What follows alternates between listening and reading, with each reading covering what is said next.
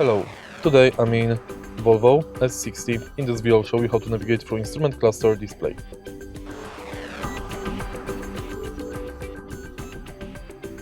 In the beginning, take a look at the instrument cluster and now tilt this knob.